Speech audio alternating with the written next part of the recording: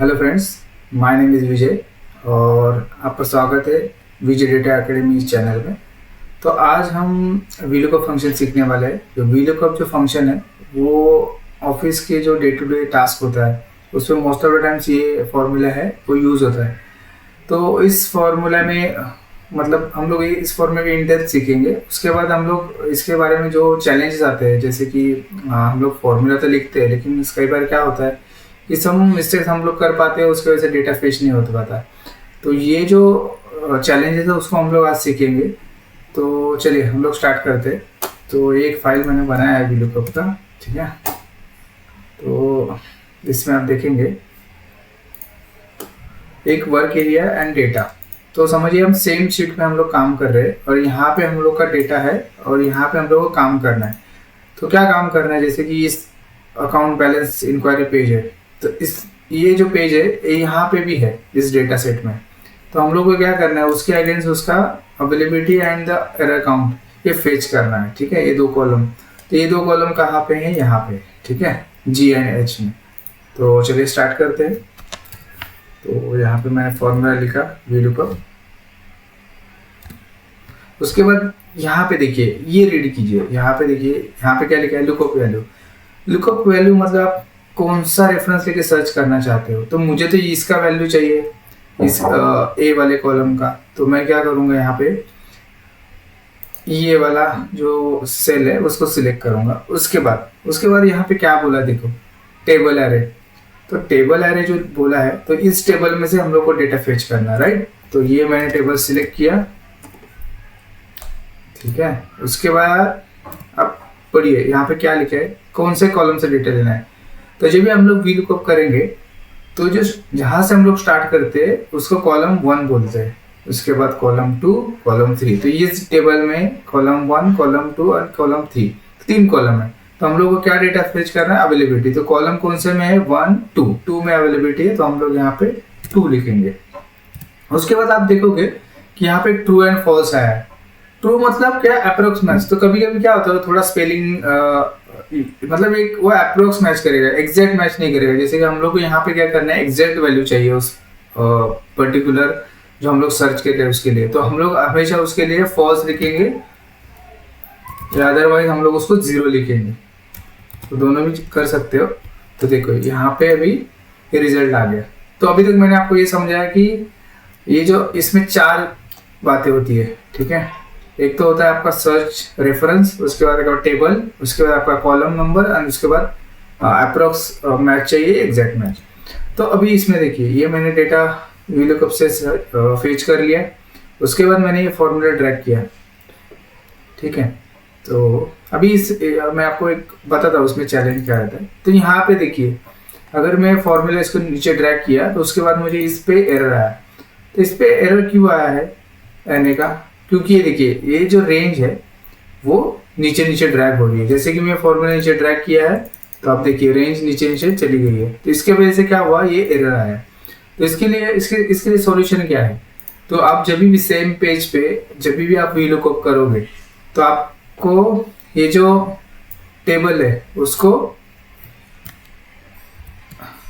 F4 function F4 दबा के उसको उस जो रेंज को लॉक करना है, ठीक है। उसके बाद इंटर करना है, उसके बाद आपको इसको ड्रैग करना है।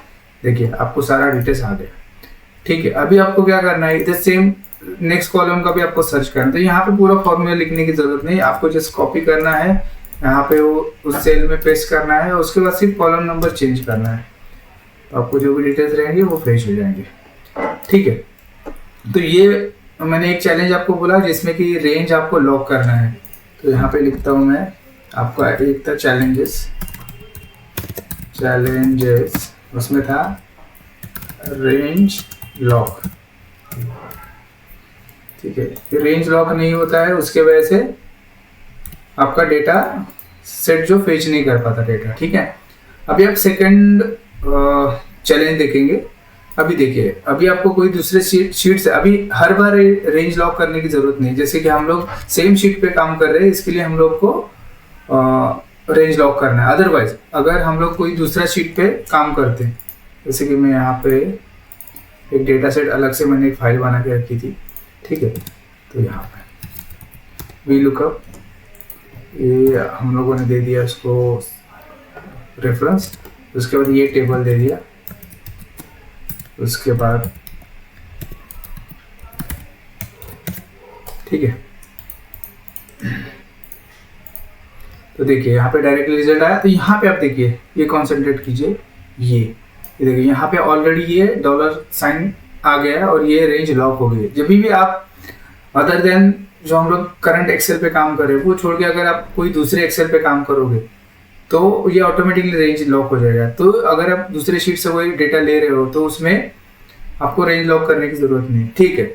अभी दूसरा चीज, अगर ये आपने बना लिया है, ठीक है, अभी आपका डेटा आ गया है, अगर दूसरे शीट से हम लोगों ने ले लिया तो आप इसको क्या करोगे, इस डेटा को आप फॉर्मूला से हटा देंगे वी लुकअप और इसको पे स्पेशल करोगे, जो कि जिसकी वजह से क्या होगा, आपका फॉर्मूला निकल जाएगा और आपका जो डेटा सेट है वो क्लियर हो जाएगा। अभी क्या होगा, सपोज यहाँ पे अगर फॉर्मूला रहता और इन केस यहाँ पे मेरा डेट रेंज चेंज हो जाता या कुछ वैल्यूज या फिर कोई शीट वहाँ पे जो पाथ पे थी वो निकल जाती, तो ये डेटा सेट निकल जाता है, उसमें जो अपना एरर आता है यानी हैश वाला एरर आ जाता है।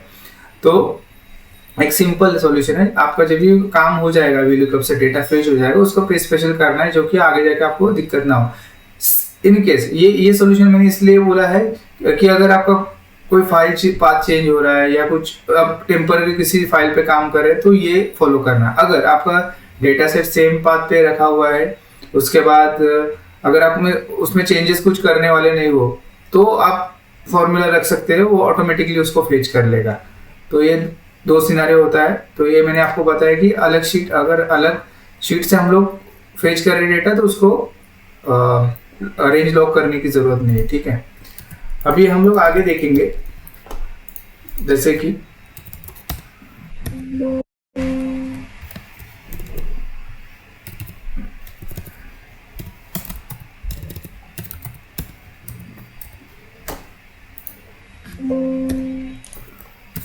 लुकअप, उसके बाद मैंने ये रेंज दे दिया, फिर से मैंने यहाँ पे रेंज दे दिया, ठीक है। अभी ये मैं पेज यहाँ पे सर्च करता हूँ। अभी यहाँ पे देखिए ये नाम यहाँ पे लिखा हुआ है। तो दूसरा चैलेंज क्या होता है, कभी कभी यहाँ पे स्पेस होता है। तो देखिए यहाँ पे एरर आ गया,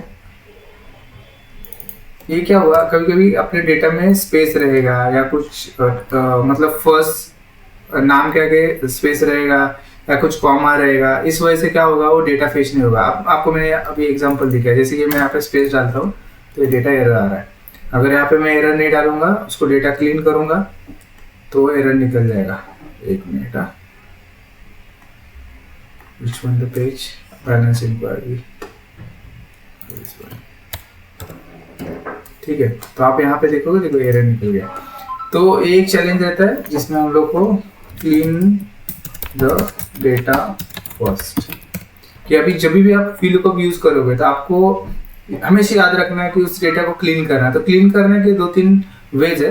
तो फर्स्ट वे आपको उसको ट्रिम कर सकते हैं डेटा को, तो आप ट्रिम कर लो डेटा को। तो अगर आप ट्रिम कर लिया तो आपको कोई चैलेंज नहीं आएगा, उसमें स्पेसेस सब निकल जाएंगे। ट्रिम एक फॉर्मूला है, जैसे कि यहाँ पे देखो स्पेस लिखता हूँ और मैं यहाँ पे ट्रिम फॉर्मूला यूज करता हूँ, ठीक है।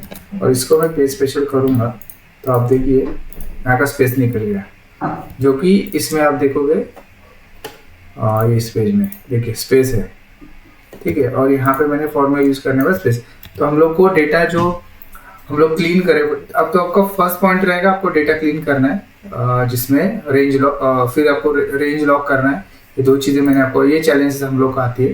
तीसरा है कि कभी कभी रेंज ही गलत होता है, जैसे कि अभी इस टेबल का रेंज इतना ही लिया हुआ है, जैसे कि F to H हम लोगों ने सिलेक्ट किया और डेटा, जैसे कि मैं यहाँ फॉर्मूला लिखता हूँ, देखिए वी लुकअप, ये कॉमा, और ये मैंने यहाँ तक ही सिलेक्ट किया है, मैंने पूरा टेबल सिलेक्ट ही नहीं किया,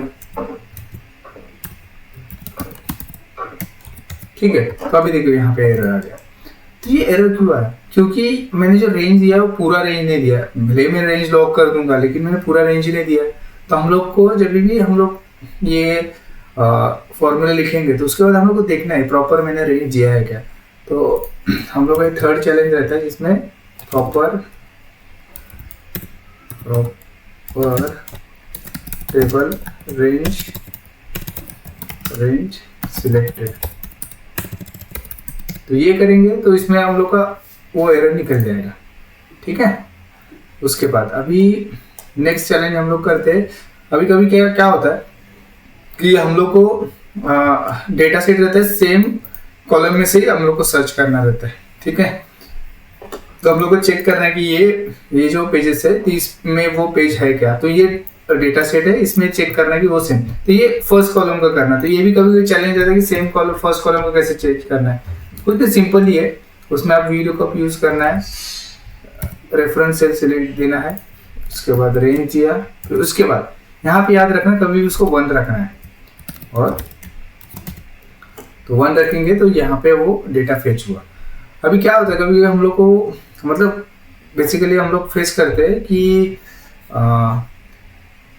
किसी को याद नहीं रहता कि हम लोग को फर्स्ट कॉलम का डेटा कैसे फेच करना है। तो एक सॉल्यूशन है, कभी भी हम लोग रेंज देंगे उसको फर्स्ट करके सिलेक्ट लिखना है, तो उसके बाद आप वो डेटा को फेच कर सकते हैं, ठीक है। तो अभी तक हम लोगों ने ये चौथा चैलेंज था जिसमें हम लोगों ने देखा था data fetch for first column. उसके अलावा और क्या चैलेंज रहता है, एक चैलेंज और रहता है हम लोग कॉलम नंबर गलत देते हैं। जैसे कि मुझे यहाँ पे 3rd नंबर का लेना है VLOOKUP, और मैं यहाँ पे डेटा सिलेक्ट किया। अभी मुझे यहाँ पे कॉलम नंबर 3 सिलेक्ट करना है, ठीक है, लेकिन मैं यहाँ पे कॉलम नंबर 2 ही सिलेक्ट कर दिया।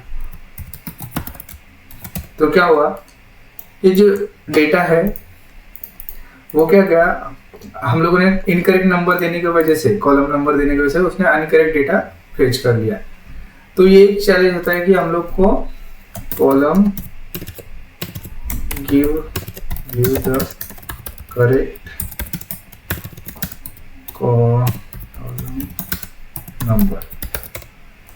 तो कभी भी हम लोग जो कॉलम नंबर देंगे VLOOKUP फॉर्मूला में, तो हमेशा याद रखना कि हम लोग को करेक्ट कॉलम नंबर ही देना है, ठीक है।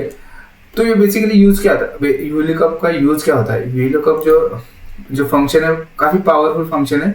इससे जो आपका लार्ज डेटा सेट रहेगा और हम लोग को कुछ वैल्यूज हम लोग को पुल करनी है उस डेटा सेट को लेके, हम लोग को कुछ रिपोर्ट बनाना है, कुछ समरी बनाना है और कुछ स्पेसिफिक डेटा ही फेच करना है। हम लोग को लैक्स ऑफ डेटा सेट है, डेटा रेंज है, और उसमें से सिर्फ थोड़ा ही हम लोग को डेटा फेच करना है, उसके अगेंस्ट समरी दिखानी है। तो उस टाइम पे VLOOKUP काफी यूजफुल फंक्शन यूज होता है, क्योंकि मोस्ट ऑफ द टाइम्स क्या होता है हम लोग को अगर VLOOKUP फॉर्मूला अगर हम लोग को नहीं आता है तो उसमें क्या होता है, एक तो हम लोग का टाइम काफ़ी जाता है क्योंकि हम मैनुअली सब वर्क करते हैं, और हम डरते हैं कि हम लोगों ने कुछ फॉर्मूला डाला और उसमें कुछ डेटा गलत फेच हुआ, अगर मैंने कुछ प्रेजेंट गलत कर दिया उस वजह से, तो उस वजह से भी एक चैलेंज आता है। तो VLOOKUP मतलब फॉर्मूला जो है वो मतलब it is looks easy but उतना इजी है नहीं, और जितना दिखता है डिफिकल्ट उतना डिफिकल्ट तो है नहीं। तो हम लोगों को क्या करना है, ये मैंने 3-4 चैलेंज आपको बताए, अगर उसका ध्यान आप रखेंगे और दूसरी बात उसको थोड़ा सा प्रैक्टिस करना है, मतलब ज़्यादा प्रैक्टिस की जरूरत नहीं, आप 2-3 डेटा सेट लेके आप उसको प्रैक्टिस करेंगे तो मेरे ख्याल से मतलब आप VLOOKUP में एकदम एक्सपर्ट हो जाओगे। तो VLOOKUP जब आप डे टू डे लाइफ में यूज करते हो तो उसका ज़्यादा बेनिफिट होता है। तो आपको चैलेंजेस क्या आते हैं वो उस पर आप काम करते हो। अभी आप क्या हो गया, आपने फॉर्मूला सीख लिया, लेकिन फॉर्मूला सीखने के बाद वो अप्लाई कैसे करना है, तो ये अगर जब तक प्रैक्टिकल नहीं करेंगे तब तक हम लोग को वो चैलेंज आएंगे। एक बार आपने प्रैक्टिकल हर एक सिनारियो को देख लिया तो आपको फिर आप एक्सपर्ट हो जाएंगे VLOOKUP में, तो आप बाद में दूसरों को सिखाओगे VLOOKUP कैसे यूज करते हैं। तो आज के लिए इतना ही था VLOOKUP function. So thank you for watching this video, और आगे भी मैं ट्राई करूँगा जैसे इन्फॉर्मेट जो ऑफिस वर्क में जो भी चैलेंजेस आते हैं, जो भी अलग अलग फंक्शंस रहेंगे जो काफ़ी इम्पोर्टेंट है, और जिससे कि आपका वर्कलोड भी कम हो जाएगा, और आप अगर ये फंक्शंस प्रैक्टिस करोगे तो आप एक्सपर्ट बन जाओगे एक्सेल में। सो बेसिकली मैंने आपका मेरा इंटरव्यू दिया एक्चुअली, तो मेरा इंटरव्यू ऐसा है कि एज अ डेटा एनालिस्ट में काम करता हूँ, और मतलब एक्सेल पे मैंने मोस्ट ऑफ मेरे 15 ईयर्स का एक्सपीरियंस है। सो एक्सेल में एंड टू एंड जैसे एडवांस एक्सेल का पूरा फंक्शन जो है उसमें पावर BI है, बाद में आपका सीक्वल है, तो ये सब चीज़ें हम लोग इस वीडियो में देखेंगे। तो होपफुली आप इंजॉय किया रहेगा आपने ये वीडियो, और आगे भी ऐसे इंफॉर्मेटिव वीडियो मैं बनाऊंगा तो जिससे हम लोग एक्सेल का नॉलेज बढ़ा सकते हैं। So thank you guys, thank you very much.